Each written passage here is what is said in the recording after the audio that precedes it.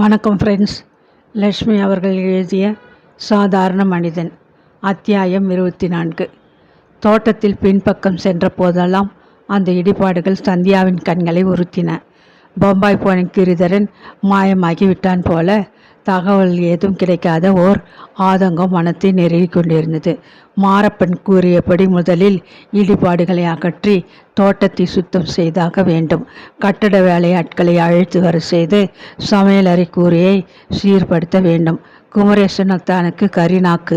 நல்லது செய்ய முடியாவிட்டாலும் மனிதன் ஏதாவது சொன்னால் சில சமயம் பழித்து போவதுண்டு. மேலண்டை சுவரில் பெரியதொரு விரிசல் கண்டுவிட்டிருந்தது. மழைக்காலம் ஆரம்பமாகிவிட்டதால் அதை முதலில் கவனித்தாக வேண்டும். இன்னி தினமும் மாலை வேளைகளில் மழை கொட்ட தொடங்கிவிடும். அத்தைப்பாடு ஆபத்திதான். பரணியில் கிடக்கும் அண்டா குண்டாக்களை தேடி ஒழுகுவிடங்களில் வைத்து வீட்டை காக்க திண்டாடுவாள். பலவற்றையும் எண்ணி பார்த்துத்தான் அவள் பகல் உணவு நேரத்தின் போது கடை தெருவிலிருந்த பேங்கிலிருந்து பணத்தை எடுத்து வந்திருந்தாள். அதை கைப்பையில் வைத்துக்கொண்டு பஸ் பயணத்தின் போது பையை கெட்டியாக மார்புடன் சேர்த்து கட்டி கொண்டு கூட்டம் மிகுந்த பஸ்ஸில் பயத்துடன் தான் வீடு வந்து சேர்ந்தாள். 750 ரூபாய்களை அவள் எண்ணி பீரோவில் வைப்பதைக் கண்ட அத்தைக்கு விஷயம் புரிந்துவிட்டது. இத்தனை சிரமத்துக்கும் வேண்டாம்னு ஒதுக்கி வச்சிருந்த அந்த பணத்திலையும் இப்போ கை வச்சுட்டியா? வருத்தத்துடன் கேட்டாள். 2 வருஷ காலமாக சந்தியா சிரமப்பட்டு சிறிது சிறிதாக சேர்த்து வைத்திருந்த அந்த தொகையை எக்காரணம் கொண்டும் தொடக்கூடாது என்று அத்தை பிடிவாதமாக இருந்தாள். 1000 ரூபாயாக அது பெருகியதும் அதற்கு என்னவெல்லாம் வாங்கலாம் என்ற கற்பனையில் பல கனவுகளை கண்டு கொண்டிருந்தாள். சந்தியாவுக்கு கல்யாணம் கூடிவிட்டால் மாப்பிள்ளை வீட்டுக்கு அனுப்ப ஒரு நல்ல புடவை வாங்க வேண்டாமா? இப்போ விற்கும் விலையில் 1000 ரூபாய்க்கு குறைந்த ஒரு நல்ல காஞ்சிபுரம் பட்டு சேலை எங்கே கிடைக்கும்? கல்யாணம் என்று சிந்திக்கும் முன் அந்த பணத்தை எப்படியெல்லாம் சந்தியாவுக்காக செலவழிக்கலாம் என்று அல்நாசகர் கற்பனையில் மகிழ்ந்து கொண்டிருந்த அத்தைக்கு அதிர்ச்சியாகத்தான் இருந்தது. கஷ்டப்பட்டு சேமித்து வைத்த காசை அந்த பெண் கல்லுக்கும் மண்ணுக்கும் செலவழிக்கப் போகிறாளோ? மறுநாள் காலை மாரப்பன் தோட்ட வேலைக்கு வந்தபோது தன்னுடன் கூட 2 ஆட்களை கூட்டி வந்திருந்தான். அத்தைக்கு விஷயம் ஒரு வழியாக விளங்கிவிட்டது. முழங்கால் வரை புழுதி படிந்த கால்களுடன் முண்டாசில் இருந்த அத்தனை மண்ணையும் கூடத்தில் உதறிவிட்டு அவர்கள் இருவரும் அத்தையின் ஆட்சிக்கு உட்பட்ட சமையல் அறையில் புகுந்த போது ஜெகதா அடுப்பில் காப்பி பலகாரத்துக்காக தோசை சுட்டு கொண்டிருந்தாள்.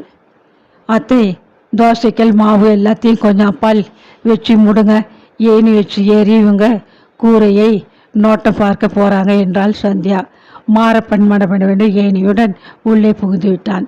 அத்தை தோசைக்கல் மீது சற்றென்று இட்லி பானை மூடியை கவிழ்த்து விட்டு மாவு பாத்திரத்தை மேடையின் அடியில் பத்திரமாக மூடி அடுப்பை அணைத்து விட்டு வெளியே வந்தாள். சிறிது பொழுதில் அவர்கள் வெளிப்பட்டதும் உள்ளே நுழைந்த அத்தைக்கு ஒரே திகைப்பு. ஒட்டடியும் கரித்தூளும் ஓட்டு சீல்களும் குருவி குடுமாக சமையல் அறையை சில நிமிஷங்களில் அலங்கோலப்படுத்தி விட்டிருந்தனர். திங்கட்கிழமை அன்னைக்கு ஓடு மாற்றிடலாம். மாரப்பன் கிட்ட இதெல்லாம் வாங்க தனியாக 200 ரூபாய் கொடுத்துடுங்க என்று வந்தவர்களில் உயரமாக பிடி மீசையும் பெரும் கண்களுமாக இருந்தவன் சொன்னான். இப்போ இதுக்கு என்ன அவசரம்? அத்தை குறுக்கிட்ட போது சந்தியா உறுத்து பார்த்தாள். விரிசல் கண்டிருந்த சுவரை தட்டி பார்த்தான் இன்னொரு ஆள். கொஞ்சம் சிமிட்டி வச்சு பூசினால் சரியாயிடும், பயப்பட ஒன்றுமில்லை. பேந்து விழுந்திருக்கும் கல் ஒன்று 2 வச்சு கட்டிட்டா சுவர் சும்மா ஜம்முன்னு போயிடும் என்று ஆறுதல் சொன்னான். தொட்டு இவர்கள் செலவை எங்கேயோ கொண்டு போய் நிறுத்துவார்கள் என்ற பயத்திலே ஒட்டுமொத்தமாக எல்லா வேலைகளையும் முடிப்பதற்கு 600 ரூபாய் என்று பேசி முடித்துவிட்டு உள்ளே வந்தாள். சமையல் அறையை பெருக்கி சுத்தம் செய்துவிட்டு காஃபி பலகாரம் தயாரிப்பதில் மும்முரமாக இருந்தாள் அத்தை. வெறும் காஃபியை மட்டும் குடித்துவிட்டு மாரப்பனுடன் சந்தியா தோட்டத்துக்குள் சென்றாள். இடுப்பில் கைகளை வைத்துக்கொண்டு அவள் சொட்டு தூரத்தில் நிழல்வோரமாக நின்றபடி ஆட்கள் இழிபாடுகளை அகற்றுவதை மேற்பார்வையிட்டு கொண்டிருந்தாள். மாரப்பன் வேகமாக தோட்ட வேலைகளை முடிப்பதில் கருத்தாக இருந்தான். இன்னைக்கு பூரா அவங்க இந்த வேலையை தான் செய்துக்கிட்டு இருப்பாங்க. நீங்கள் அதை எத்தனை நேரம் நின்று கவனிக்க முடியும்? போய் காஃபி பலகாரம் சாப்பிடுங்கம்மா என்று கூறிவிட்டு காய்கறி கூடையை தாழ்வாரத்தில் வைத்தபடி தயங்கி நின்றான். இரும்பு பீரோவிலிருந்து 600 ரூபாய்களை எடுத்து எண்ணி அவனிடம் கொடுத்தாள். என் சம்பளத்தை கொடுத்தாக்கா என்று மாறப்பெண் வென்று விழுங்கிய போது அவள் மறுபடியும் பீரோவை திறந்து அவனுக்கு உண்டான பணத்தை எடுத்து வந்து தந்தாள். இது என்ன, பணம் நிமிஷமாக கரைந்து போகிறதே. அடி வயிற்றை பிசைந்த கலவர உணர்வு நெஞ்சை அமுக்கியது. ஒரு வீட்டை கட்டுவது கூட சுலபம், அதை நிர்வகிப்பது என்பது எத்தனை கஷ்டம். எண்ணி அவளுக்கு திடீரென்று ஒரு புதிய யோசனை தோன்றியது. மேஜை இழுப்பறையிலிருந்து தயாராக வாங்கி வைத்திருந்த இன்லன் லெட்டர் ஒன்றை எடுத்து அவசரமாக எழுத ஆரம்பித்தாள். அன்புள்ள அக்காஷாவுக்கு, சந்தியா அவசரமாக எழுதி கொள்வது. அப்பா திவசத்தின் போது வந்த நீங்களே நேரில் பார்த்திருப்பீர்கள் என்பது நிச்சயம். அப்பொழுதே வீடு ரொம்ப பழுதடைந்து விட்டிருந்தது. சில நாட்களுக்கு முன் பேய் மழையில் மாட்டுக்கொட்டில் இடிந்து விட்டது. இன்னும் பல தொல்லைகள். வீட்டை உடனடியாக பழுது பார்க்க வேண்டும். கட்டட வேலையாட்களின் கணிப்புப்படி அதற்கு குறைந்தது 15,000 ரூபாயாவது தேவைப்படும்.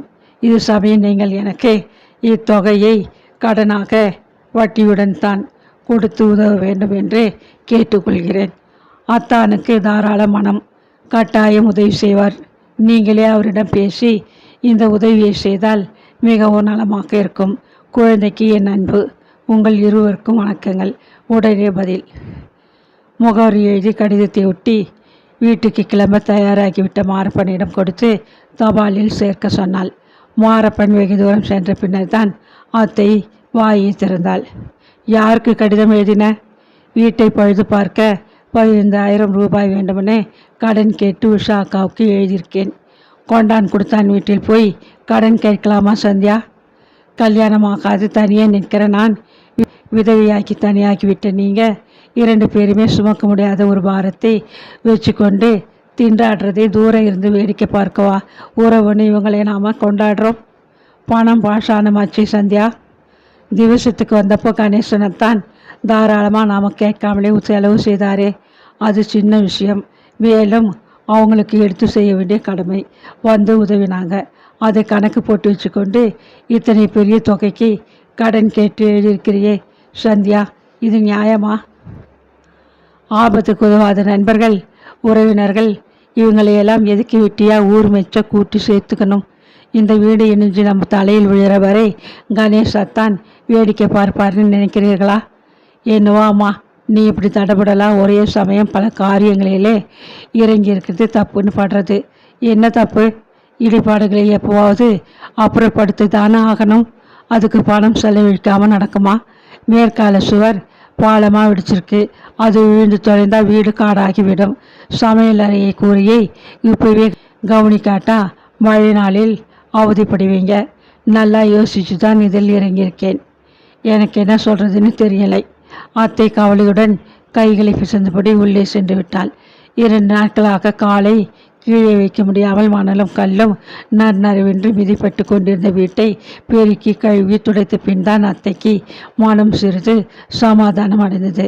திங்கட்கிழமை மாலை பள்ளிக்கூடத்தில் நின்று திரும்பி வந்து உள்ளே மேஜை மேல் கைப்பையை போட்டு சந்தியா முகத்தை கூட கழுவி கொள்ளவில்லை. சாம்சன் பின்னால் இருந்து விருக்கென்று பாய்ந்து உற்சாகத்துடன் குறைத்தபடி முன்பக்கம் ஓடியது. மெல்ல வாயிலை எட்டி பார்த்தாள். சந்தியாவுக்கு சந்தோஷம் தாங்க முடியவில்லை. அத்தை, யார் வந்திருக்காங்க பாருங்க என்று கூவினாள். கேட்டை திறந்து கொண்டு சிறு கைப்பட்டியுடன் அக்கா உஷா அவர்கள் வீட்டுக்கு வந்திருந்தாள். கடிதம் கண்டவுடன் மனைவியிடம் பணத்தை கொடுத்து கணேசன் பஸ்ஸில் அவளை உடனடியாக அனுப்பிவிட்டிருக்கானே. அத்தைக்கு மகிழ்ச்சி கட்டுக்கொள்ளவில்லை. வாமா, தனியாக வந்திருக்கிறியே, மாப்பிள்ளையையும் கூட்டிக்கிட்டு வந்திருக்கலாம். வாயெல்லாம் பல்லாக வரவேற்றாள். அத்தியாயம் 25.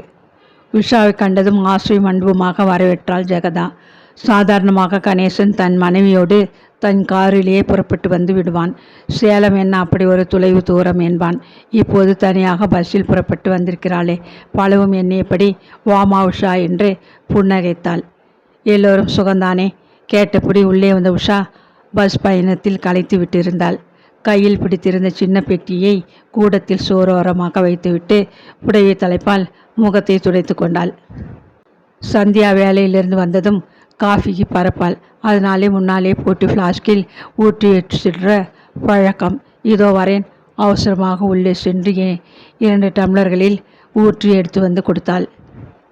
2 பேரும் முதல்ல இதை சாப்பிடுங்கோ, வெந்நீர் தயாராக போட்டு வச்சிருக்கேன், 2 பேரும் குளிச்சுட்டு வாங்கோ, ராத்திரி சமையலையும் முடிச்சிட்டேன் சொன்னால் நம்பிவே என்னவோ வெங்காய புளி குழம்பை தாளிச்சப்ப உன்னை ரொம்ப நினச்சிக்கிட்டேன். பதிலுக்கு உஷா லேசாக முறவளித்தாள். வழக்கமான மலர்ச்சியை முகத்தில் காணவில்லை. அத்தையின் மனத்தை என்னவோ உள்ளாக நெருடியது. 2 நாள் இருந்துட்டு தான் இல்லையா? ஒரு சமயம் கணேசன் கார் எடுத்துகிட்டு வந்து கூட்டிகிட்டு போவானா? இல்லை, அவசரமாக வந்தேன்.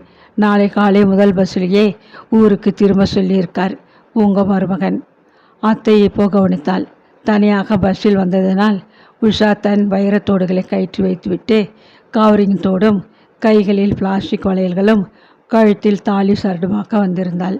அப்படி இருக்க பெட்டியில் 15,000 ரூபாய்களை கொண்டு வந்திருப்பாளா? பணத்துடன் அவளை தனியே அனுப்ப கணேசன் பயப்பட மாட்டானா? ஒரு சமயம் செக்காக எழுதி கொடுத்திருக்கிறானே என்னவோ.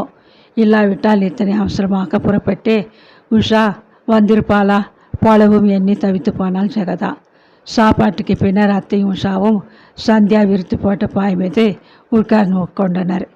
சமையலறை வேலைகளை சடிதியில் முடித்து கொண்டு வெற்றிலைப்பாக்கு தட்டுடன் சந்தியா வந்து கூடத்தில் அவர்களுடன் உட்கார்ந்து கொண்டாள். கடிதாசியில் எழுதுறதை விட நேரே விவரமாக சொல்லிட்டு வான்னு உங்கள் மருமகன் அனுப்பிச்சி வச்சார். வெற்றிலைகள் சிலவற்றை எடுத்து நாட்காலி மேல் கிடந்த துண்டால் துடைத்து சுத்தப்படுத்தி கொண்டு பேசினாள் உஷா.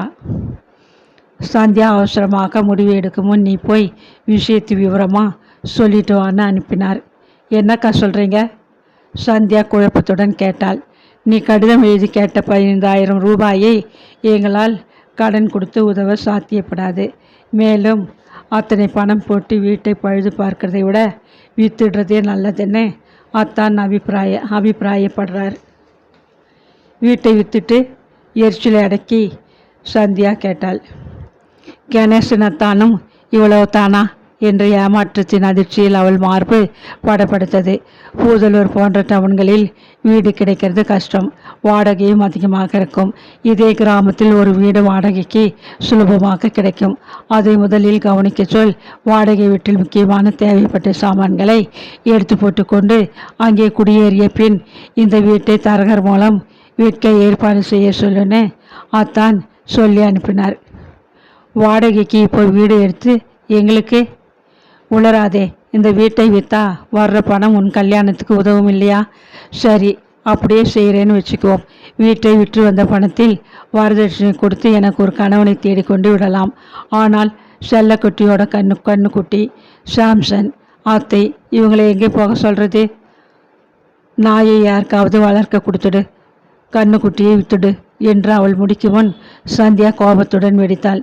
அத்தையை வயதானவர்களுக்குன்னு திருச்சியிலே கட்டிக்கிட்டு இருக்கிற புதிய கருணை இல்லத்துக்கு அனுப்பிவிடலாம் இல்லையா அக்கா? உனக்கே இப்படி கோபம் வருது? எங்கள் வீட்டில் வந்து கொஞ்சம் காலம் தங்கிக்கிட்டோம், பிறகு சூர்யா வீட்டிலே, அதுக்கு அப்பாலே உன் புக்ககத்திலே இப்படியே அவங்க இருக்க முடியும். இல்லாட்டா இங்கே ஒரு சின்ன வீடு எடுத்து குடி வச்சுடுவோம். ஆளுக்கு கொஞ்சம் பணம் அனுப்பி உதவி செய்வோம். அத்தை இந்த வயசுலே 4 மூளை தாச்சி விளையாட சொல்கிறீங்க. அவங்களுக்கு யாருடைய பணமும் தேவையில்லை. அவங்க கணவன் வச்சுட்டு பணத்தொகைக்கு வட்டி வருது. அவங்க சாப்பிட்டுக்க முடியும். ஆனால் பணம் மட்டும் அவங்க வயசான காலத்திலே உதவியாக இருக்க முடியாது. மனித துணையும் அவசியம். அத்தை என் வரை பெத்த தாயை போன்றவங்க. அவங்களை பிரிஞ்சு நான் வாழறதா உத்தேசமில்லை. அத்தான் யோசனைக்கு நன்றி. நான் உடனடியாக வீட்டை விற்க போகிறதில்லை, படப்படவென்று பேசினாள் சந்தியா. யார்கிட்டையாவது கடன் வாங்க நீ புறப்பட்டுடக்கூடாதுன்னு உனக்கு அறிவுரை சொல்லத்தான் அத்தான் என்னை அவசரமாக அனுப்பி வச்சார். சேல பக்கம் சமீபத்தில் குமரேசன் அத்தான் வந்திருந்தார் அக்கா. முந்தா நாள் சேலத்திலே ஏதோ காரியம்னு வந்திருந்தார். ஒரு ராத்திரி எங்களோட தங்கியிருந்தார். 5 நிமிஷம் கிடைச்சாலே ஊரை பூசுக்க திட்டம் போட்டுடுவார் குமரேசன் அத்தான். ஒரு ராத்திரி உங்களோட தங்கி இருந்தாரா? அதான் கணேஷ் அத்தானுக்கு சரியாக வேப்பிலை அடிச்சிருக்கார். ஊரான் வீட்டுக்காரும் ஊசி பெட்ரோலும் கிடைச்சா குமரேசன் அத்தான் சேலம் என்ன சந்திர மண்டலத்துக்கே போயிட்டு வந்துடுவாரே. நீ கோபத்தை கொஞ்சம் அடக்கணும். பெண் பிள்ளைக்கு ஆனாலும் இத்தனை ஆத்திரமாகாது. பெண் பொறுமைன்னு எருமை மாதிரி இருக்கக்கூடாது, அநியாயத்தை கண்டு சீறி எழணும் என்கிற தத்துவத்தை போதிக்கத்தான் நம்ம பெரியவங்க ஆவேசத்தின் உருவமாக கோபத்தின் எல்லையாக கடவுளை பத்திரகாளின்னு பெண்ணாக வச்சு வழிபடுறாங்க தெரியுமாக்கா? அத்தான் இன்னும் என்னென்னவோ சொன்னார். அதை கேட்டால் நீ பத்திரகாளி ஆகி விடுவியோ என்னவோ. எனக்கு கேட்க மனம் கஷ்டப்பட்டது. அவர் அங்கே வந்து என்ன சொல்லியிருப்பார்னு தெரியும். எனக்கு பூதலூர் பாலி கிளினிக்கில் வேலை பார்க்கும் டாக்டர் கிரிதரனுக்கும் ரொம்ப நெருக்கம் ஏற்பட்டிருக்கு. அவருடைய காரில் ஊரை சுத்துறேன்னு சொல்லியிருப்பார். அது உண்மையா சந்தியா? அவரை நான் விரும்புகிறேன், அவருக்கு என்னை பிடிச்சிருக்கு. இதில் தப்பு என்ன? காதல் கத்திரிக்காய்ன்னு சொல்லிட்டு கடைசியிலே அவன் கைவிட்டுட்டு ஓடிட்டா நாம தானே அவமானப்படணும். காதலில் தோல்வி அடைஞ்சா நான் தலையை தண்டவாளத்தில் கொடுக்க மாட்டேன். மூட்டை பூச்சி மருந்து விழுங்கி சாக மாட்டேன். பயப்படாதீங்க. சரி, இவ்வளவு தான் உன் லட்சணமா என்று உலக இயல்பை புரிஞ்சு கொண்டு புத்திசாலியாக வாழ்க்கையை வேறு விதமாக வாழ தெரிஞ்சுக்குவேன். ஏடா கூடமா பேசாதே. வீட்டை விற்றுட்டு வந்த பணத்தில் வரதட்சணை கொடுத்து நல்ல இடமா பார்த்து, அக்கா வரதட்சணை கொடுத்தா மட்டும் நல்ல இடமா கிடைச்சிடுமா? வரதட்சணை வாங்கிய பின்னும் பெண்களை கொடுமைப்படுத்துகிற கதைகள் பல கேட்டு அழுத்து போயிருக்கோம். அப்போ என்னத்தான் உன் முடிவே? உங்கள் முடிவை சொல்லிட்டீங்க. கடன் கொடுத்த உதவ முடியாதுன்னு கை விட்டுட்டீங்க. நான் வேறு என்ன பண்ணுறதுன்னு யோசித்து முடிவெடுக்கணும். உங்களுக்கு எங்களை பற்றி ஏன் வீண் கவலை? எனக்கு தூக்கம் கண்ணை சுற்றுது என்று கூறிவிட்டு சந்தியா படுத்துக்கொண்டு மேலே பேச பிடிக்காது தூங்குகிறவள் போல கண்களை இறுக்கமாக மூடிக்கொண்டு விட்டாள். மறுநாள் காலை உஷா எழுந்து அவசரமாக புறப்பட தயார் செய்து கொண்டு முதல் பஸ்ஸில் சேலத்துக்கு கிளம்பினாள். அவளை பஸ் நிலையம் வரை சென்று வழி அனுப்பிவிட்டு வந்த அத்தை பெருமூர்ச்சிருந்தாள். கொண்டான் கொடுத்தான்கிட்ட பணம் கடனாக கேட்கிறது தப்புன்னு சொன்னேன். பாத்தியா என்ன நடந்தது என்று கோபத்துடன் கேட்டாள். கேட்காமல் இருந்திருந்தால் உண்மை நிலை தெரியாது போய்விட்டிருக்கும். வீட்டை ஏன் விற்றீங்க? நாங்கள் கடன் கொடுத்து உதவி இருப்போம்னு பகட்டாக பின்னால் பேசுவார்கள். இப்போ ஒரேடியாக அவர்கள் வாயை பூட்டியாச்சு. ஆபத்துக்கு உதவுங்க என்று அணுகும்போது தான் நமக்கு யார் உண்மையான உறவினர்கள் நண்பர்கள் என்பதை விளங்கும் அத்தை புன்முறுவித்தாள் சந்தியா. இப்போ என்ன புரிஞ்சு கொண்டு நீயே சிரிச்சுக்கிற? தன் கையே தனக்கு உதவின்னு அப்பா நான் சின்ன பிள்ளையாக இருக்கிறச்ச ஒரு குருவி கதை சொல்வார். அதை நினச்சி பார்த்தேன். எத்தனை பெரிய உண்மை! இது தெரியாமல் இவ்வளோ பெரிய பெண்ணாக வளர்ந்து நிற்கிறேனே. வாத்தியார் வேலை வேறு செய்கிறேன்னு நினைச்சேன். சிரிப்பு வந்தது. சொல்லி கொண்டே உறக்க சிரித்தாள்.